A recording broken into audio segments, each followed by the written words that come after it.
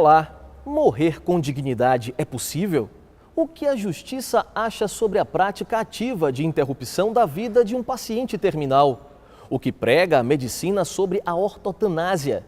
E as religiões que acreditam na vida pós-morte são contra ou a favor das diretivas antecipadas? Essas e outras perguntas serão respondidas agora no Justiça em Foco, o programa de debates do JusTV, um canal dedicado à justiça e à cidadania.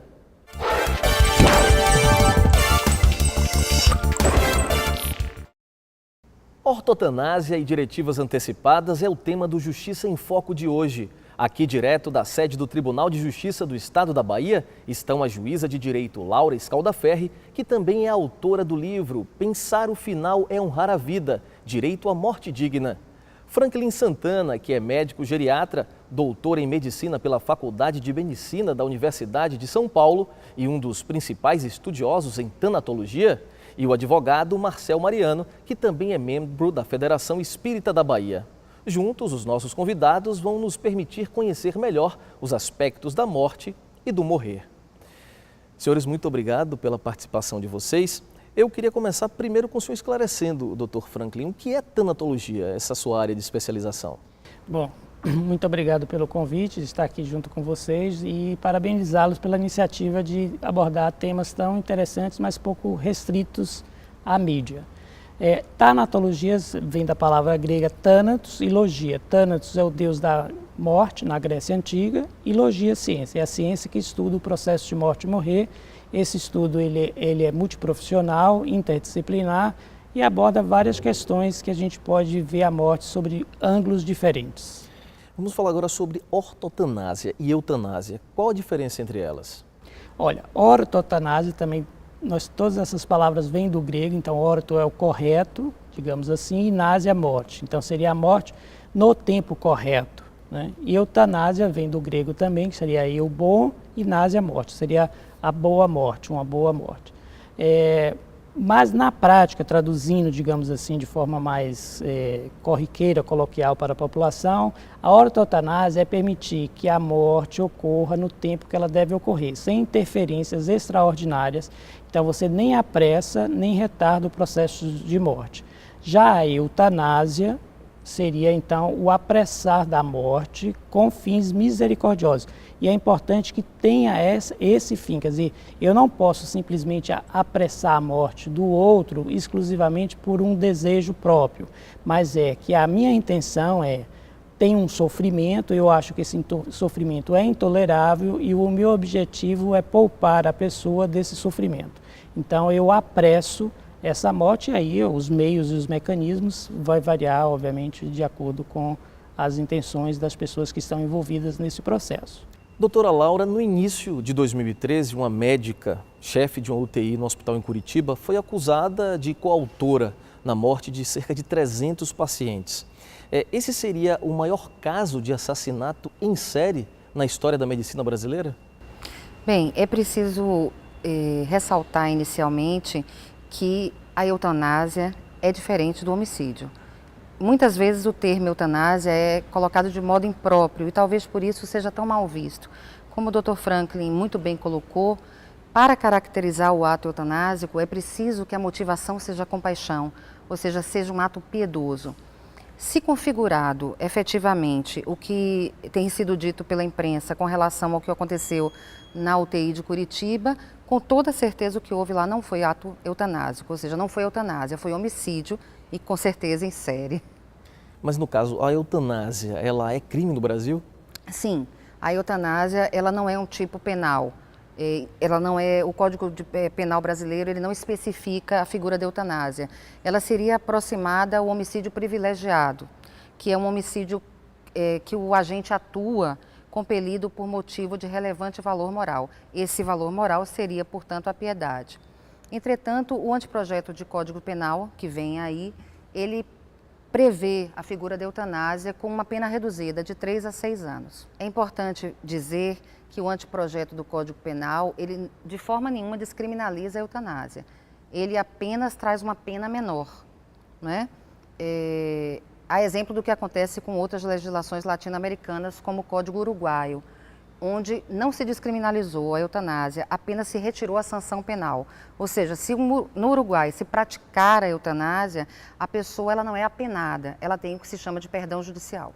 E quais as chances da ortotanásia ser liberada no novo Código Penal, doutor? A ortotanásia também é prevista num parágrafo como forma de exclusão de ilicitude, ou seja, não será um ilícito penal. É importante também frisar que atualmente a ortotanásia no Brasil ela é prevista numa resolução do Conselho Federal de Medicina. O Dr. Franklin pode me complementar se for o caso. Ela é, portanto, uma resolução administrativa. Ela não tem força de lei.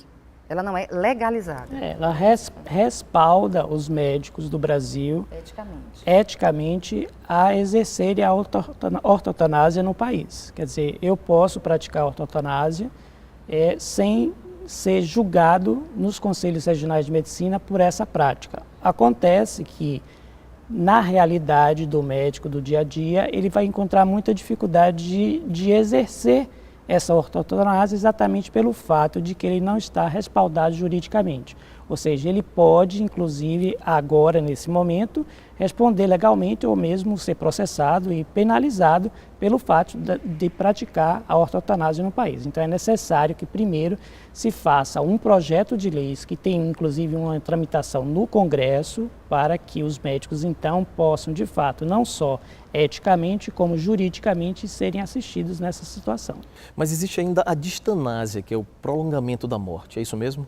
Isso. Eu acho que são 3 conceitos que a gente precisa esclarecer para a população, que é a eutanásia, que nós já falamos, a ortotanásia e a distanásia. A distanásia é considerada quando eu pratico o prolongamento da vida de um paciente às custas do sofrimento desse paciente.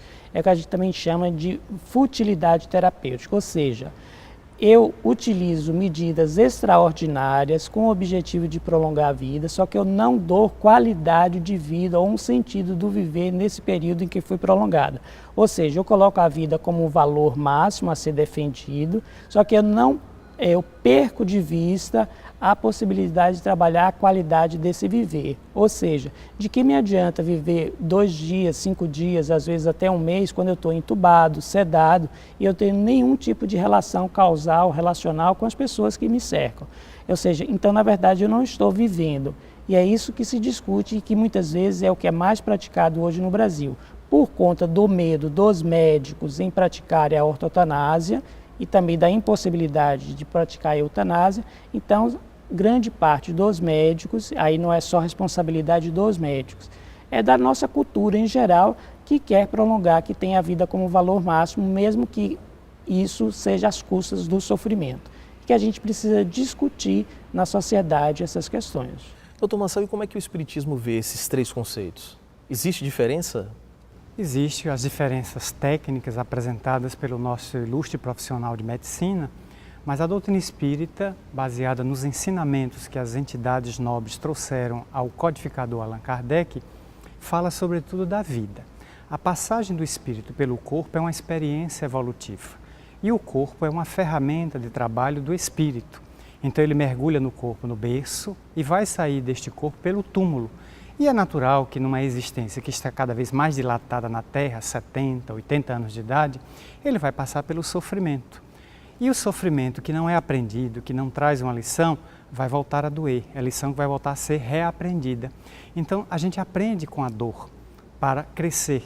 Então o Espiritismo sempre propõe que se defenda a vida e que se use todos os meios possíveis e disponíveis na área da medicina para preservar a vida, respeitando a vontade daquele ser que, mesmo na agonia, se desgarra lentamente da matéria em direção à plenitude. E é sobre a vida e a morte que nós continuamos o nosso debate no próximo bloco. Até já!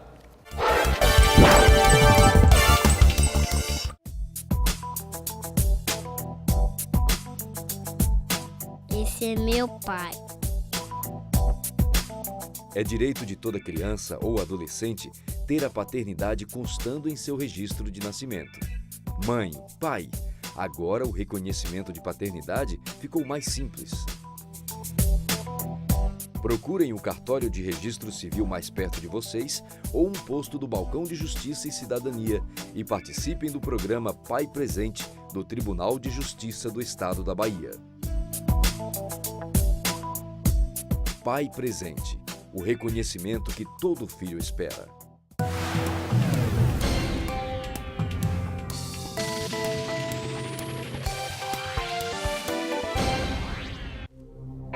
R$ 60 mil novos casos de exploração e abuso sexual contra crianças e adolescentes foram denunciados somente em 2012. Além de cruel, a violência contra crianças e adolescentes provoca danos irreparáveis para o desenvolvimento físico, psíquico, moral e social das vítimas. Diga não à violência sexual contra crianças e adolescentes. Denuncie. Ligue 0800 071 3020. A ligação é gratuita e você não precisa se identificar.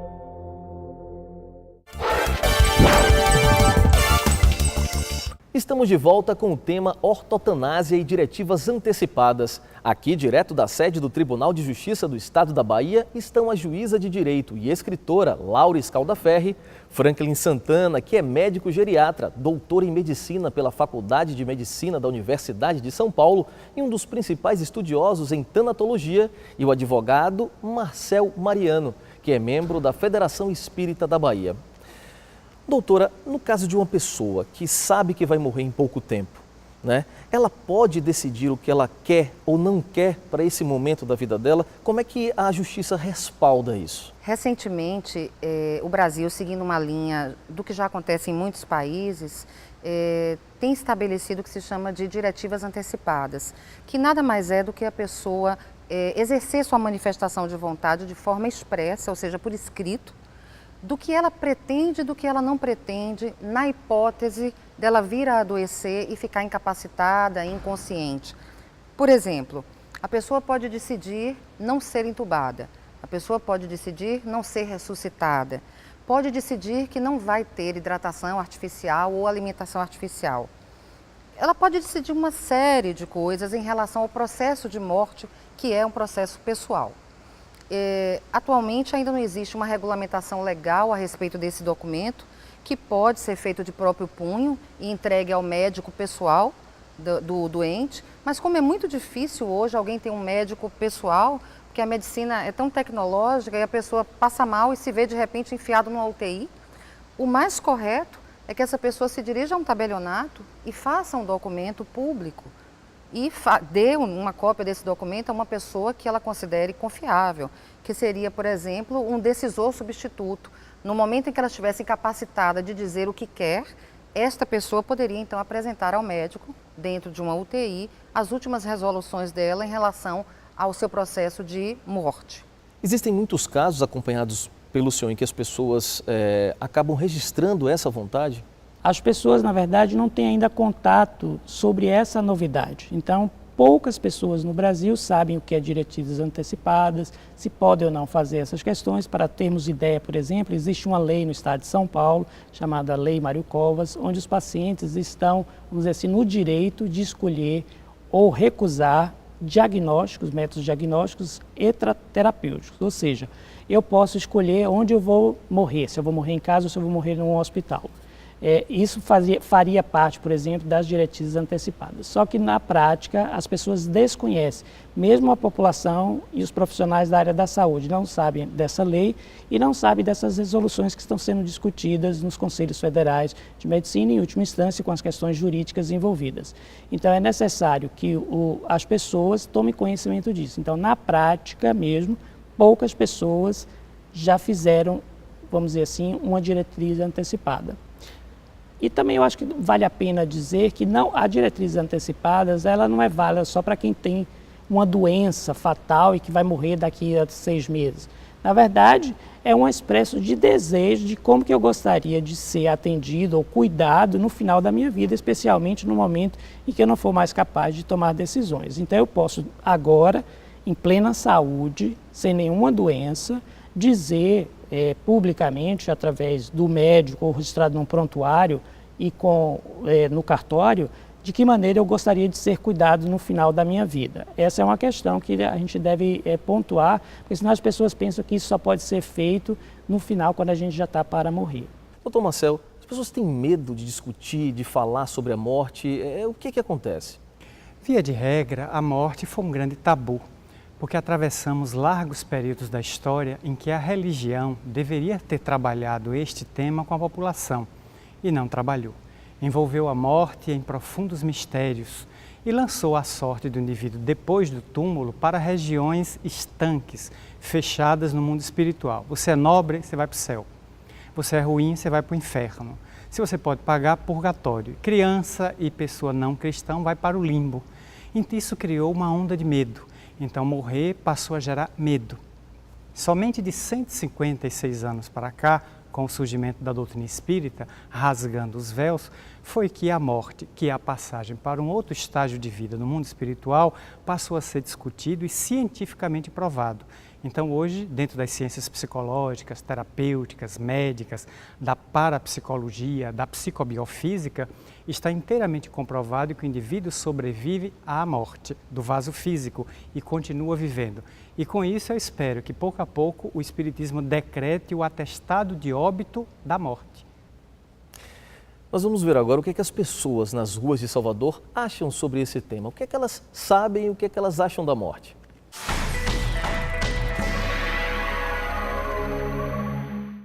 Medo da morte todo mundo tem, né? Ninguém quer morrer e deixar seus entes queridos aqui, deixar seus bens materiais, perder sua vida. Mas se eu concordo com a eutanásia, não. Deus deu a vida e Ele mesmo tem o direito de tirar. Nenhum médico tem direito de tirar. Vamos supor, a paciente está internada, por que ele vai desligar o aparelho desde quando há vida? Bom, medo, eu não tenho medo, né? Mas se a gente pudesse ficar vivendo muitos e muitos tempos, era melhor. Mas que jeito, é melhor ter uma velhice sadia do que uma velhice em cima de uma cama, sem poder fazer nada. Então a pessoa não tem mais nada que esperar. Chegou a sua vez, tem que ir. Ortoeutanásia. Deve ser parecido com a eutanásia, né? Que a eutanásia é aquele momento que a pessoa está sofrendo no leito de dor por causa de uma enfermidade, já não há mais cura, e alguém vem e acelera esse processo, no caso, processo de morte. Né? Seria isso mais ou menos. Todo mundo tem esse medo, tem gente que diz que não tem medo da morte. Mas na hora H todo mundo tem medo da morte. Quando começa a sentir a morte se aproximar, tem medo, né? E eu tenho certeza que eu também tenho. Eu não vou dizer que não tenho, porque quando eu já tive doente e senti sensação de morte, e eu não gostei da sensação da morte. Dr. Franklin, quando não há mais qualidade de vida para o enfermo, como dizer que ainda há vida digna? Como é que nós podemos mensurar isso? Olha, o conceito de qualidade de vida envolve hoje, que a Organização Mundial de Saúde, são várias esferas. A gente não pode colocar a vida só do ponto de vista biológico, estritamente. Quer dizer, qualidade de vida envolve questões psicológicas, bem-estar social, relacional, questões espirituais recentemente foram incluídas também na questão de você avaliar a qualidade de vida. Então, quer dizer, para que eu diga que a pessoa tem qualidade de vida, é necessário que eu atenda esses domínios de forma homogênea e não só exclusivamente, olha, eu estou muito bem fisicamente, mas psicologicamente, socialmente ou espiritualmente fico defasado, digamos assim, eu não estou sendo atendido às minhas necessidades básicas. Então, é necessário que, e hoje existem instrumentos, né, que quantificam isso, que você pode atestar de maneira mais segura, com perguntas, escalas que são usadas para você observar se a pessoa está com qualidade de vida, porque a qualidade de vida ela é pessoal, quer dizer, não existe um padrão de qualidade de vida. O que é qualidade de vida para você não necessariamente é qualidade de vida para mim. Então, essas perguntas tentam abranger, fazer com que essas áreas todas estejam equilibradas e que a pessoa possa então dizer, olha, eu tenho, mesmo com a condição de adversidade diante da morte, que essas áreas estejam sendo atendidas de forma homogênea. Então, eu queria complementar, se fosse possível, que nós estávamos conversando antes sobre a questão da suportabilidade do sofrimento, que é personalíssimo. Para algumas pessoas, o nível de sofrimento é um, para outras é outro. E nós estávamos conversando sobre um exemplo clássico. O ator Christopher Reeve, que ficou tetraplégico, que interpretou o Superman nos cinemas, ele não se deixou levar por essa circunstância, nem desejou uma morte assistida. Pelo contrário, trabalhou a vida inteira pela pesquisa das células-tronco. E um outro caso muito famoso, que é o do Ramon Sampedro, que gerou o filme Mar Adentro, inclusive Javier Bardem foi quem ganhou o Oscar. Foi o mesmo caso, ele ficou tetraplégico e lutou durante 20 anos para que o governo espanhol autorizasse o suicídio assistido dele, que acabou acontecendo contra a lei e através da mão dos amigos. Você está assistindo Justiça em Foco. Nós vamos para um rápido intervalo e voltamos já.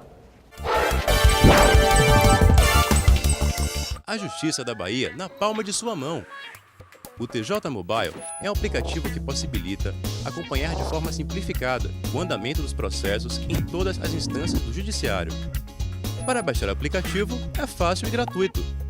Basta acessar o novo portal do Tribunal de Justiça. Modernizar e facilitar o acesso ao serviço do Judiciário. Esse é o nosso compromisso. Tribunal de Justiça do Estado da Bahia, lado a lado com a cidadania.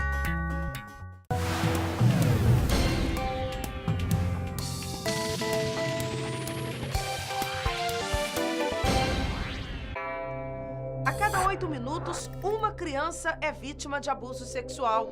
Só em 2012, mais de 60 mil novos casos foram denunciados em todo o país. E 48% dos casos de agressão a essas crianças e adolescentes foram praticados por integrantes da própria família. Diga não à violência sexual contra crianças e adolescentes. Denuncie. Ligue 0800 071 3020. A ligação é gratuita e você não precisa se identificar.